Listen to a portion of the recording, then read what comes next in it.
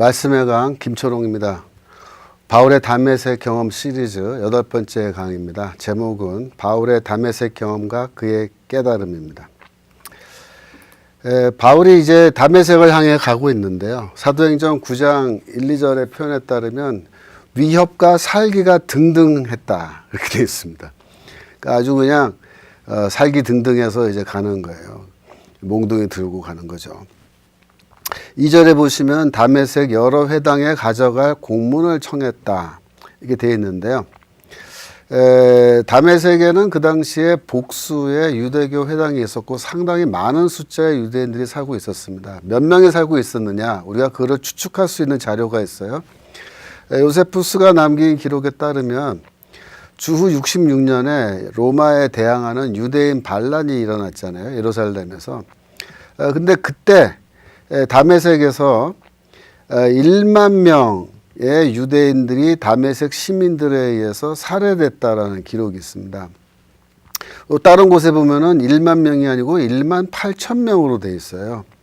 그러니까 죽은 사람만 1만에서 1만 8천 명이 죽은 겁니다. 그러면 그 당시 다메섹에서 몇 명의 사람들이 살고 있었느냐, 그게 좀 가늠이 되시죠.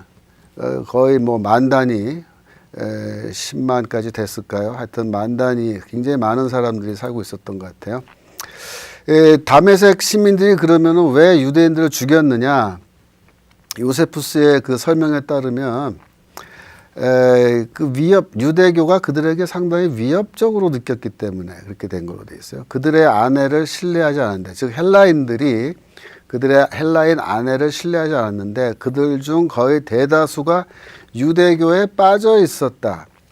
그러니까 다메섹에 유대인들이 많이 살고 있으니까 유대교 회당도 많았겠죠. 그리고 그 유대교가 영향력도 큰 겁니다. 특별히 여성들 사이에서 영향력이 커서 상당히 많은 숫자의 이 여성들이 유대교 회당에 이렇게 들락날락하면서 출석하면서 이렇게 지냈던 걸로. 그래서 헬라인들이 굉장히 유대교에 반감 갖고 있었는데, 그거는 66년도 상황이고 이제 바울이 찾아가는 상황은 40년대겠죠. 그래서 30년대겠죠. 그래서 이 시기에서는 이제 하여튼 바울이 보기에는 적지 않은 유대인들이 살고 있는 다메섹이라는 도시에 이 이단이 출현해서 지금 퍼져가니까 그걸 막기 위해서 간 겁니다. 다메섹 경험은 선지자들의 소명 경험처럼 시각적, 청각적 경험으로 그렇게 되어 있습니다. 사도행전 22장 6절 보시면은 다메섹 근처 갔을 때 오정쯤 되어, 영어로 눈입니다. 12시쯤 되어서 호련히 하늘로부터 큰 빛이 나를 둘러 비치며. 그러니까 그 지역에 가서 보시면 알지만은 날씨가 굉장히 맑아요. 비 오는 날이 거의 없고, 그 다음에 구름 한 점 없이 아주 밝은 날이어서 대낮에는 매우 덥죠. 그래서 해가 쨍쨍하게 내리쬐는 그런 상황인데, 그런 대낮에 하늘에서 빛이 비추었다. 큰 빛이 비쳤다. 그건 무슨 뜻일까요? 햇빛보다 더 밝은 빛이 이제 나타난 겁니다. 그런 시각적 경험을 한 거죠. 사도행전 9장 4절 5절 보시면은 사울아 사울아 내가 어찌하여 나를 박해하느냐. 청각적으로 이제 대화를 할 수 있는, 그래서 소리가 들리는 거죠. 주여 누구시니까, 그러니까 나는 네가 박해하는 예수라, 이렇게 대화가 지금 가능한 상황인데요. 특별히 여기에서 이제 상대방의 이름을 사울아 사울아 두 번 부르는 거는 신적 계시가 나타나는 그런 장면에서 자주 이제 일어나는 현상이죠. 그거를 우리가 영어로 theophanie라 그러죠. 신적 현현이라 그러는데, 하나님이 이렇게 탁 등장하시는 겁니다. 나타나신 겁니다. 그래서 출애굽기 3장 4절에 보시면 하나님이 모세에게 나타나실 때도 모세야 모세야 두 번 부르시죠. 사무엘상 3장에서도 사무엘아 사무엘아 이렇게 두 번 연거푸 부르는데, 이런 모든 것들이 다 theophany의 하나의 현상이라고 볼 수 있습니다. 그러니까 바울이 구약 성경을 잘 알기 때문에 사울아 사울아 이렇게 두 번 불렀을 때 이거는 하나님의 신적 현현, theophany 현상이라는 걸 금방 깨닫는 겁니다. 구약 성경의 선지자들은 이와 같은 신적 현현의 경험을 다 많이 경험하는데 아까 말씀드린 것처럼 시각적 경험과 청각적 경험으로 구성되어 있습니다. 이사야서 6장이 대표적인 케이스인데요. 6장 1절에 이사야가 하나님의 보좌가 있는 그곳으로 인도되어서 그곳에서 보통 사람들이 볼 수 없는 것을 보고 들을 수 없는 것을 듣는 그런 시각적 청각적 경험을 하는 거죠. 6장 1절에 보시면은 내가 본즉 주께서 높이 들린 보좌에 앉으셨다. 그래서 하나님의 보좌를 직접 가서 보는 그런 경험을 하는 거죠. 5절에 보시면 여호와이신 왕을 내가 배웠습니다. 이렇게 말하고요. 8절 보시면은 내가 또 주의 목소리를 들으니 주께서 이르시되 라고 해서 하나님의 목소리를 직접 듣는 거죠. 누가가 사도행전 9장 또 22장, 26장 등등에서 다메섹 사건에 대해서 이야기하고 있는데 이 내용을 읽어보면 동일하게 이런 시각적 그리고 청각적 경험으로 구성되어 있는데 단지 차이는 뭐냐면 theophany, 하나님의 신적 현현이 아니고 크리스토파니, 그리스도가 나타나시는 그리스도의 현현을 경험한 겁니다. 바울의 다메섹 경험을 보시면 바울도 다메섹 경험을 계시 사건이라고 이렇게 이야기합니다. 갈라디아서 1장 12절에 보시면 내가 이는 즉 바울의 복음입니다. 복음은 내가 사람에게서 받은 것도 아니고 배운 것도 아니고 오직 예수 그리스도의 계시로 말미암은 것이다. 이 계시는 뭡니까? 계시는 감추어져 있는 것, 일반인들한테 감추어져 있는 것을 하나님이 공개하여 주시는 것, 그걸 계시라고 하는 거죠. 그래서 하나님이 계시를 통하여 그리스도를 나에게 보여주셨다는 말입니다. 갈라디아서 1장 16절에서도 그의 아들, 하나님의 아들을 이방에, 즉 이방인에게 전하기 위하여 그를 내 속에 나타내시기를 기뻐하셨다. 근데 나타내시다라는 말이요, 이게 계시 언어입니다. 그래서 헬라어로 아포칼립토라는 동사인데요. 이 동사가 사용됐어요. 그래서 아포칼립토라는 말이 아까 말씀드린 것처럼 감추어져 있는 것을 공개하여 보여주다. 명사형이 계시죠. 사도행전 9장 17절에도 보면 비슷한 말이 나옵니다. 이르되 형제 사오라 주 곧 내가 오는 길에서 나타나셨던 예수께서 이렇게 말합니다. 아나니아라는 사람이 하는 말인데요. 나타나시다라는 이 말이 헬라어로 읽으면요, 보다라는 동사, 호라오 동사의 과거 수동 분사로 되어 있어요. 그래서 내가 보는 게 아니라 보여지는 겁니다. 그래서 이게 자기 자신을 드러내 보이는 행동을 가리키는 거죠. 예수께서 자기 자신을 이렇게 드러내 보여셨다. 바울에게 보여주셨다. 이렇게 말하는데 이것도 동일한 계시 언어입니다. 그러니까 이렇게 바울이 그리스도를 만난 이런 다메섹 경험을 다 하나님의 계시로 이야기하는 건데 이런 것은 선지자들의 경험과 상당히 유사한 경험이라는 것을 암시하는 겁니다. 바울도 선지자들처럼 다메섹 경험에서 사명과 메시지를 동시에 받았습니다. 이사야를 볼 것 같으면요, 6장 8절에서 내가 누구를 보내면 누가 우리를 위하여 가면 좋겠느냐 하나님이 이렇게 말씀하셨을 때 이사야가 내가 여기 있사오니 나를 보내소서라고 이렇게 대답했다는 거죠. 그래서 이제 하나님의 선지자로 선택을 받는 겁니다. 이제 선지자로 이제 사명을 받은 거죠. 6장 9절 이하에 보시면 여호와께서 이르시되 가서 이 백성에게 이르기를 한 다음에 9절 10절의 긴 내용이 나오는데 그게 뭐냐면은 이사야에게 준 메시지입니다. 이사야서 6장은 이사야의 소명 사건에 대한 기록이다. 그렇게 우리가 이야기하는데요. 이 소명 사건의 핵심은 딱 두 가지입니다. 첫 번째가 선지자로 선택받는 경험. 두 번째로 메시지를 받는 경험입니다. 만약에 여러분 한번 생각을 해보세요. 하나님이 야, 너 내 선지자 해 라고 임명을 하셨는데 그렇게 임명만 해놓고 메시지를 주시지 않았다고 할 것 같으면 그러면 어떤 문제가 생깁니까? 내가 선지자인데 가서 뭐라고 얘기할지 모르는 거예요. 그러니까는 꿀 먹은 벙어리처럼 그렇게 지나게 되는데 그래서 반드시 하나님이 선지자에게 메시지를 주시는 거죠. 그러니까 소명과 메시지를 동시에 주는 겁니다. 이와 비슷한 방식으로 바울도 다메섹 경험을 통해서 소명과 메시지를 받았던 겁니다.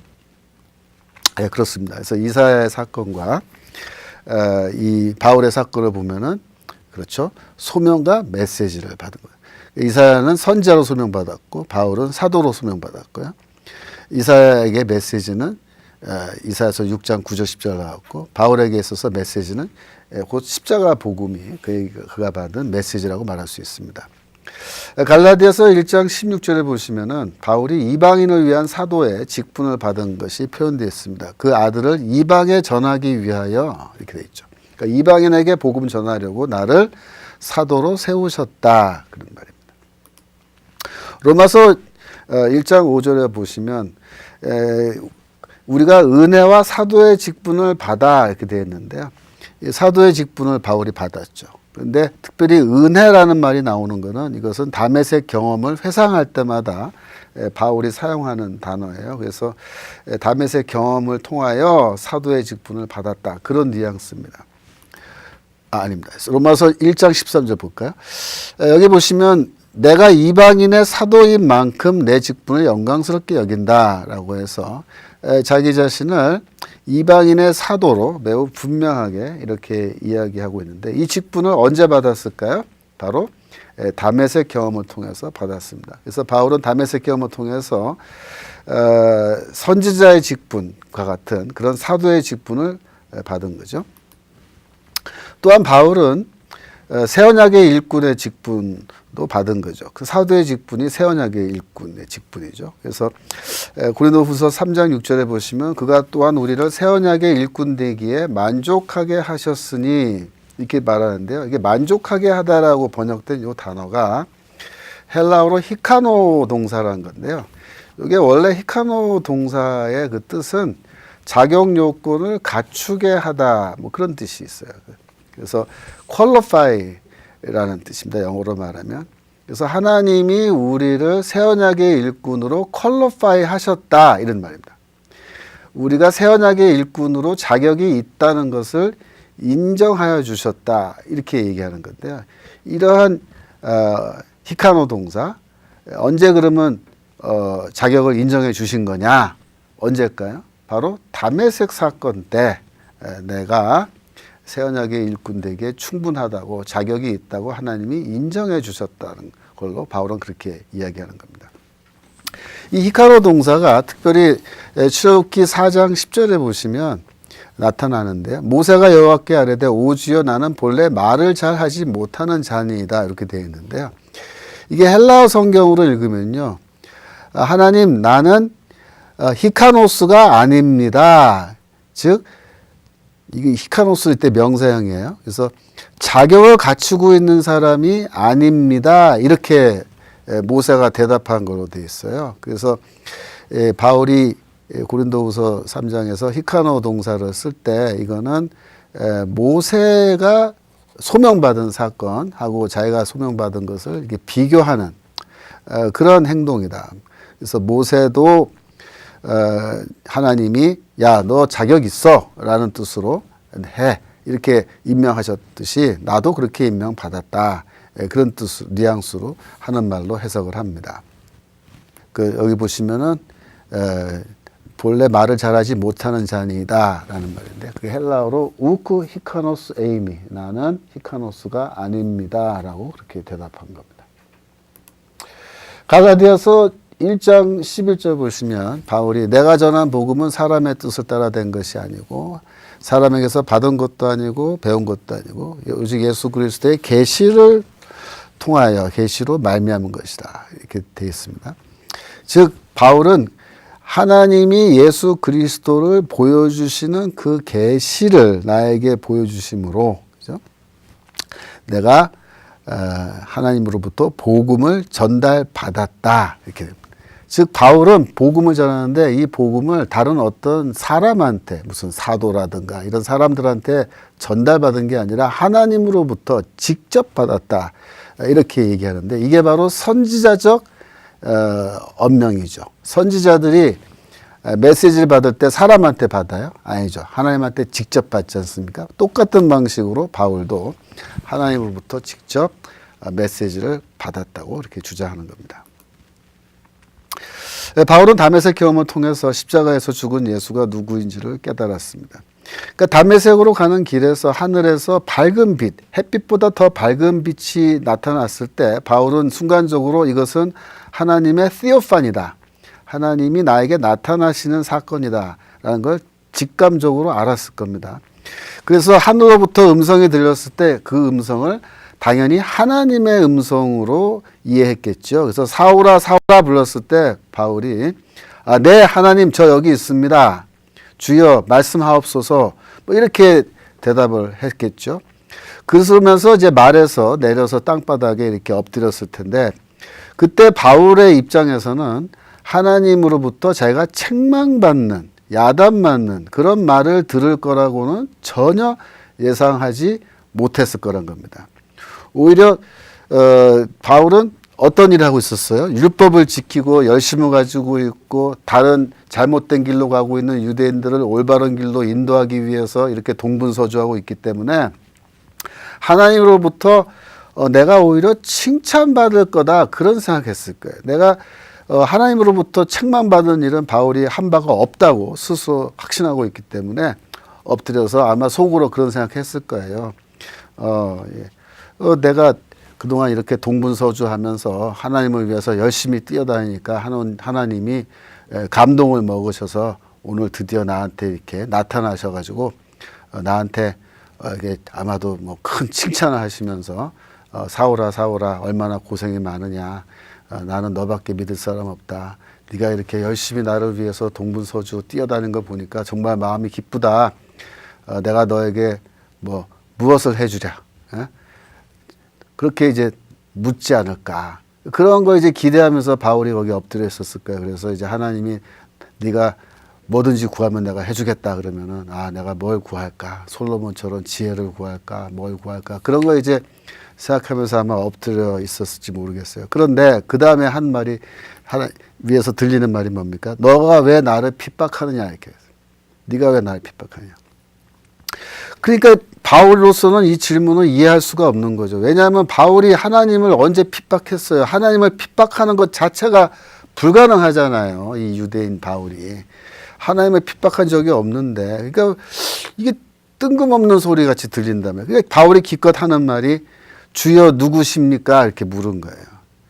그랬더니 나는 내가 박해하는 예수다. 그렇게 이제 말씀하신 거죠. 그때 바울이 순간적으로 깨달은 게 뭐였을까요? 이걸 깨달았을 거예요. 나는 지금까지 십자가에서 처형당해 죽은 예수가 거짓 선지자고 그의 시체를 제자들이 훔쳐갔고, 그죠? 그래서 많은 유대인들이 미혹돼 가지고 잘못된 이단에 지금 빠져 있다고 생각했는데 십자가에서 처형당해 죽은 예수가 지금 하늘에서 나를 향해서 말씀하시는데 더 놀라운 건 뭐냐면 빛 가운데서 말씀하시는 거예요. 그 빛은 뭡니까? 하나님의 영광이잖아요. 하나님의 영광 가운데 십자가에서 처형당해 죽은 예수가 지금 죽은 게 아니고 살아계시고 부활하여서 하늘에 올라가셨다라는 이러한 기독교인들의 주장이 사실이구나. 이분은 정말 그런 분이 아니구나 라는 것을 깨달았을 겁니다. 그래서 바울은 예수에 대한 잘못된 견해를 아마 그 자리에서 즉각적으로 수정하지 않을 수 없었을 거예요. 그가 지금까지는 예수는 하나님의 저주를 받아 나무에 달려 죽은 거짓 선지자다라는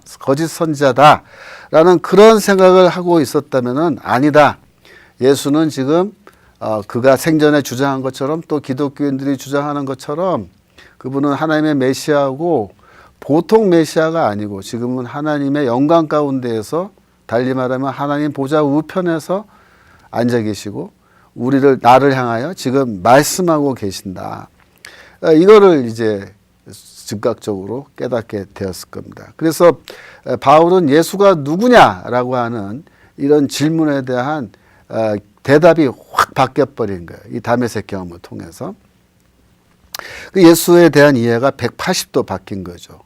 그런 견해가 잘 나타나 있는 게 빌립보서 3장 8절입니다. 빌립보서 3장 8절 보시면은 또한 모든 것을 해로 여기면 내 주 그리스도 예수를 아는 지식이 가장 고상하기 때문이라. 내가 그를 위하여 모든 것을 잃어버리고 배설물로 여기면 그리스도를 얻고, 이렇게 되어 있는데요. 여기 보시면 첫 번째로 내 주 그리스도 예수 이렇게 되어 있잖아요.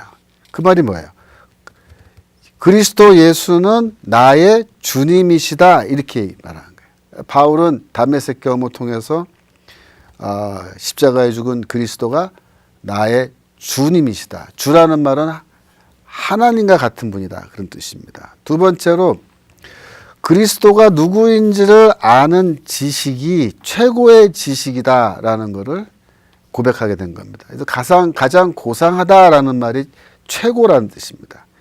그리스도가 누구인지를 알아야 되는데 그게 인간이 가질 수 있는 최고의 지식이다, 그런 말입니다.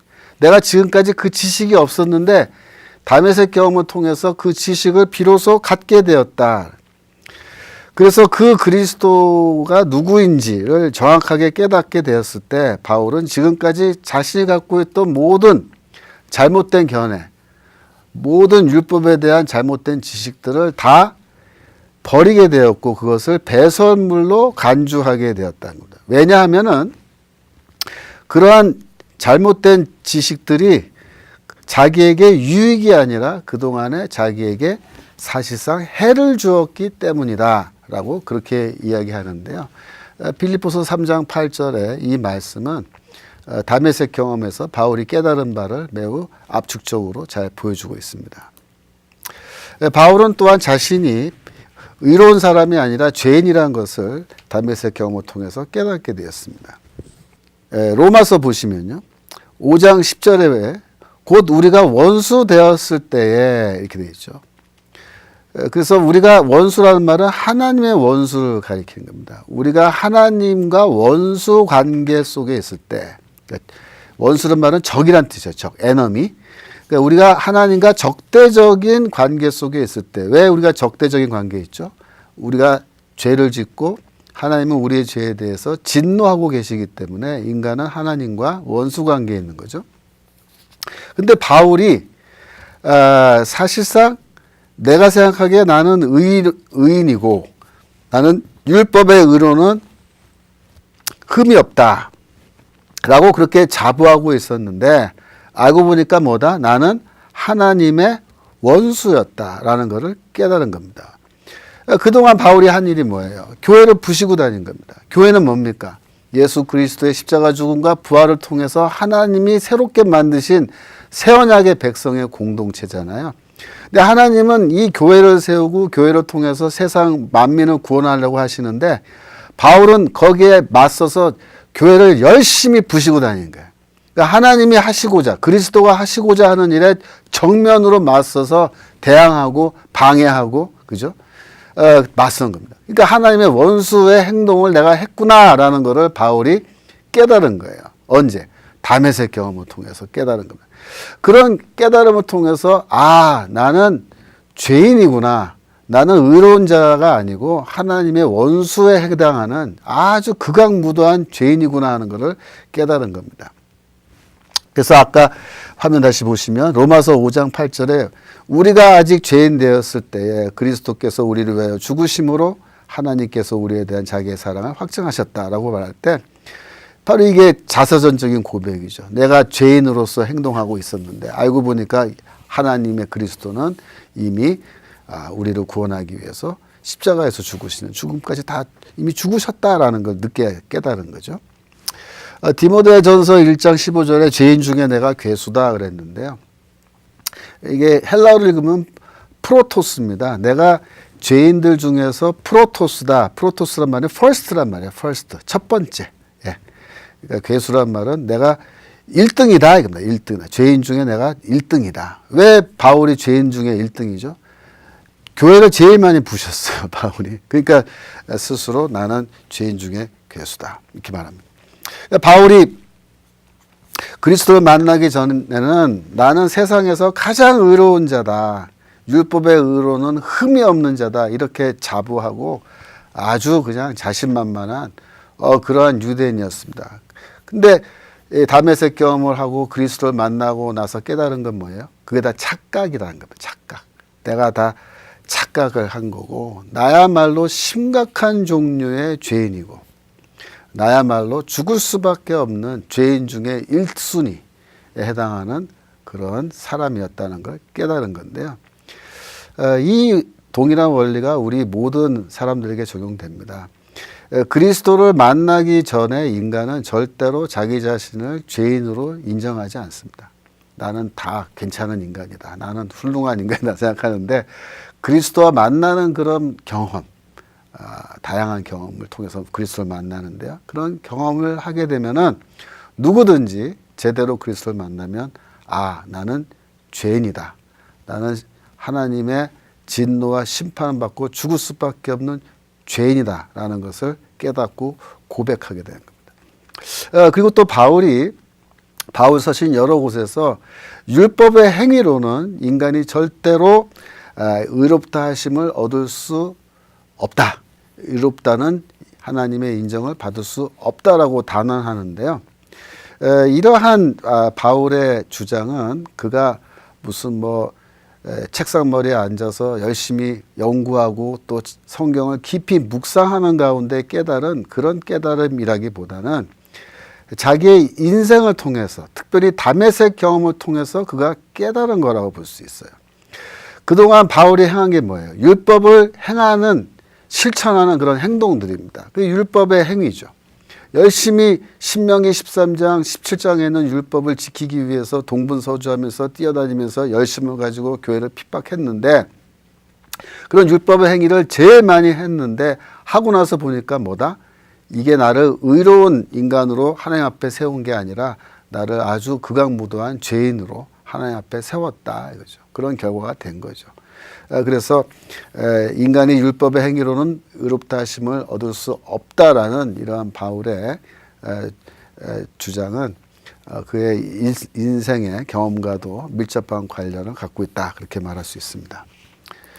7번째로 바울이 장님처럼 되었다가 다시 눈을 뜨게 된 것은 하나님의 구원을 상징하는 그런 사건입니다. 바울이 다메섹 경험을 하고 나서 그가 눈을 떴으나 아무것도 보지 못하고 그죠? 사람 손에 끌려서 다메섹에 들어갔고 사흘 동안 보지 못하고 식음을 전폐하고 그죠? 그러고 있다가 나중에 이제 아나니아가 와서 기도해 줌으로써 그때 눈에서 비늘 같은 것이 벗어져서 다시 보게 되었다. 이제 그렇게 되어 있습니다. 그래서 하나님의 그 큰 영광의 빛을 보고 장님이 되었다가 눈을 뜬 건데요. 이 성경에 보면요. 장님이 된 것은 하나님의 심판을 가리키는 것으로 또 눈을 뜨는 것은 구원을 가리키는 것으로 그렇게 우리가 이해할 수 있는 성경 구절들이 여러 군데가 있습니다. 대표적인 게 이제 이사야서 6장 10절인데요. 하나님이 이사야에게 이제 말씀하시는데 이 백성의 마음을 둔하게 하며 그들의 귀가 막히고 그들의 눈이 감기게 하라. 염려하건대 그들이 눈으로 보고 귀로 듣고 마음으로 깨닫고 다시 돌아와 고침을 받을까 하노라 라고 해서 하나님이 그들을 반드시 귀머거리 또 반드시 장님으로 만들겠다. 절대로 그들이 고침을 받고 눈을 뜨거나 귀가 열리거나 그렇게 하지 않겠다라고 말씀하시는 건데요. 이게 무슨 뜻이냐면 하나님의 심판이 이미 확정됐다는 겁니다. 절대로 마음을 바꾸지 않으시겠다는 거예요. 하나님의 심판이 결정되면은 그 백성들은 영적으로 장님 상태, 기머거리 상태에서 그대로 있는 겁니다. 거기서 못 벗어나는 거예요. 그래서 이게 귀머거리, 장님되는 거, 이게 다 심판받은 하나님의 심판 아래에 있는 인간이 갖고 있는 특징입니다. 반대로 구원은 뭐냐면 눈을 뜨는 거예요. 눈을 뜨는 거. 이사야서 42장 6절, 7절 보시면요. 이게 주의 종의 노래인데요. 나 여호와가 의로 너를 불렀은즉 너는 주의 종입니다. 하나님의 종. 그러니까 이게 하나님의 종이 이사야서에 나오는 주의 종인데 이게 메시아에 해당해요. 그래서 메시아에 관한 걸로 보시면 됩니다. 내가 너 손을 잡고 너를 보호하며 너를 세워 백성의 언약과 이방의 빛이 되게 하리니. 그래서 하나님이 주의 종이 이방인들의 큰 빛이 된다 그래요. 내가 눈먼 자의 눈을 밝히며, 그죠? 흑암에 앉은 자를 감방에서 나오게 한다. 그러니까 감옥에 갇힌 자, 흑암에 앉은 자가 다 똑같아요. 불빛 하나도 없는 깜깜한 동굴에 앉아 있는 사람은요, 실제로 눈을 떠도 아무것도 안 보이죠. 장님 상태입니다. 그래서 하나님의 심판받은 주의 백성들이 다 눈먼 자고 흑암에 앉은 자고 감옥에 갇힌 자들인데, 이들의 눈을 다시 뜨게 한다는 거예요. 눈을 밝힌다. 누가? 메시아가. 어떻게? 그가 빛이 됨으로. 그래서 하나님이 메시아를 통해서 언약을 세우시고 모든 유대인과 모든 이방인의 빛이 되게 하셔서 영적인 장림 상태에서 벗어나서 눈을 뜨게 한다는 게 그게 구원의 메시지거든요. 그런데 똑같은 일이 바울에게 일어난 겁니다. 그렇죠. 그래서 바울이 눈을 뜬 거예요. 그러니까 바울이 먼저 눈을 떠야 바울을 통해서 다른 유대인과 다른 이방인들이 또 눈을 뜨게 되기 때문에 바울이 먼저 눈을 뜨고 구원을 받은 겁니다. 그래서 우리가 바울이 눈을 뜬 사건을 이렇게 성경적으로 좀 해석할 필요가 있습니다. 사도행전 26장에 보시면 17절에 이스라엘과 이방인들에게서 내가 너를 구원하여 그들에게 보내어 18절 그 눈을 뜨게 하여 어둠에서 빛으로 사탄의 권세에서 하나님께로 돌아오게 하고 이렇게 되어 있는데요. 이 사도행전 26장이 다메섹 경험에 대해서 누가가 이야기하는 대목인데요. 이게 바울이 하나님으로부터 직접 들은 말이라는 겁니다. 그래서 하나님이 너를 구원하여서, 그죠? 하나님이 바울을 구원하여 이방인들에게 또 유대인들에게 보내서 그 눈을 뜨게 하겠다. 그래서 어둠에서 빛으로 그들을 인도하겠다 하는데, 이게 바로 뭐냐면 바울의 소명이고 이사야서 42장 6절 7절의 내용을 그대로 영어로 말하면 에코, 반영하고 있습니다. 그래서 바울이 눈을 뜬 사건은 이러한 성경적 배경에서 우리가 이해를 해야 돼요. 다메섹 사건인데 바울이 직접 이런 말까지 들었다는 거죠. 그래서 바울이 사흘 동안 눈을 뜨지 못한 상태에서 사도행전에 보면은 금식하며 기도하는 중이다 이렇게 되어 있거든요. 그래서 눈을 뜨지 못한 상태에서 사흘 동안 금식하며 기도한 것은 역설적으로 그 기간 동안에 바울이 상당히 많은 환상을 보았다라는 것을 암시하는 겁니다. 그러니까 어떤 분들은 다메섹 경험이 바울이 걸어가다가 하늘에서 번쩍하고 빛이 나고 뭐라고 몇 마디 주고받고 한 것만 다메섹 경험으로 생각하시는데, 사실 그게 아니라 다메섹 경험은 바울이 그런 경험을 포함해서 다메섹 성에 들어와서 상당 기간 동안 그가 금식하고 기도하면서 경험한 모든 영적 체험을 다 통틀어서 우리가 다메섹 경험이다 이렇게 이야기하는 거예요. 그 기간 동안에 긴 기간인데 그가 어떤 경험을 했겠느냐. 쉽게 말하면 이사야서 6장에 나오는 것 같은, 이사야가 하나님의 보좌 앞에 가서 직접 보좌를 보고 하나님으로부터 말씀을 듣고 대화를 하는 그와 같은 경험을 바울이 했을 거란 겁니다. 그 증거가 로마서 11장 25절입니다.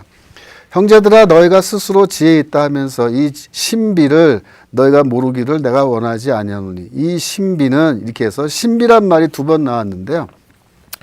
이게 비밀이라는 말로도 번역이 됐어요. 성경에서. 똑같은 말인데 신비나 비밀이나 다 미스테리온이라는 헬라어 단어를 번역한 겁니다. 근데 미스테리온이 뭐냐면 일반인에게 공개되지 않은 감춰져 있는 사안인데 하나님이 그것을 드러내서 알려준 것, 그것이 바로 비밀입니다. 그래서 이 미스테리온, 비밀이나 신비라 이런 단어는 아무나 쓸 수 있는 말이 아니고 이사야처럼 하나님의 보좌 앞에까지 가서 하나님으로부터 직접 많은 환상과 많은 말씀을 들은 그런 선지자와 같은 사람들이 사용하는 단어예요. 근데 바울이 이 단어를 쓰고 있거든요. 그 말은 뭐냐? 바울이 다메섹 경험을 통해서 구약 성경의 선지자들이 한 것과 매우 유사한 그러한 경험, 하나님의 보좌 앞에 가서 직접 하나님으로부터 많은 환상과 메시지를 듣고 오는 경험을 했다라는 거죠. 그래서 그때 바울이 십자가 복음을 하나님으로부터 직접 듣고 깨달아서 메시지로 받았다라는 겁니다. 그래서 이러한 다메섹 경험에 대해서 사실 할 얘기가 굉장히 많지만 그걸 다 오늘 이 자리에서 말씀드리기는 어렵고요. 혹시 관심 있는 분들은 바울의 다메섹 경험에 대한 매우 중요한 연구서가 있는데요. 김세현 교수, 세계적으로 유명한 바울 신학자인데요. 제 선생님이시기도 하고, 김세현 교수께서 쓰신 바울 복음의 기원이라는 책이 있어요. 박사학위 논문인데 한국말로 번역이 되어 있습니다. 이것이 다메섹 경험에 대한 지금까지 나와 있는 모든 연구 중에서 가장 중요한 연구서 중에 하나입니다. 그래서 서양의 아주 유명한 학자들도 다메섹 경험에 대해서 얘기할 때는 반드시 인용하는 그런 연구서인데요. 원하시는 분들은 한번 이 책을 사셔서 혹은 빌리셔서 읽어보시면 좋을 것 같습니다. 오늘 공부한 거 정리하면요. 바울이 아주 살기가 등등해서 배교자들을 단속하기 위해서 다메섹으로 가는데 다메섹 경험은 기본적으로 시각적 경험과 청각적 경험으로 선지자적 경험으로 그렇게 되어 있다 그랬죠. 그래서 바울 자신도 다메섹 경험을 계시 사건이라고 말하고 있고요. 바울도 선지자들처럼 이런 다메섹 경험을 통해서 사명과 메시지를 동시에 받은 거죠. 바울은 다메섹 경험을 통해서 십자가에서 죽은 예수가 누구인지를 깨달았습니다. 이것을 곧 우리가 기독론이라고 하는데요. 바울의 기독론의 근본은 바로 이 다메섹 사건에 있다라고 그렇게 말할 수 있습니다. 바울은 또한 자신이 의인이 아니라 죄인이라는 것을 깨달았고요. 바울이 장님처럼 되었다가 다시 눈을 뜨게 된 것은 그가 받은 하나님의 구원을 상징할 뿐만 아니라 그가 앞으로 장님 상태, 영적으로 장님 상태에 있는 많은 사람들의 눈을 뜨게 하여 그들을 구원으로 인도하는 하나님의 사도가 될 거라는 것을 암시하는 겁니다. 그렇다면 다메섹 경험을 한 바울은 자신을 여전히 유대인이라고 생각했을까요? 아니면 자신은 더 이상 유대교인이 아니라고 생각했을까요? 학자들의 논쟁이 있습니다. 다메섹 경험이 개종 사건이냐 아니면 개종 사건이 아닌 소명 사건이냐 이런 건데요. 쉽게 말하면 이런 겁니다. 다메섹 경험 후에 바울의 종교가 바뀐 걸까요? 아니면 바울은 여전히 그의 종교가 유대교인 걸까요? 굉장히 중요한 질문입니다. 그래서 다음 강의는 제목이 바울의 다메섹 경험은 개종 사건인가 소명 사건인가 하는 제목으로 제가 강의하도록 하겠습니다. 오늘 조금 길었지만 여하튼 중요한 내용이라서 좀 길게 할 수밖에 없습니다. 오늘 여기까지 하도록 하겠습니다. 감사합니다.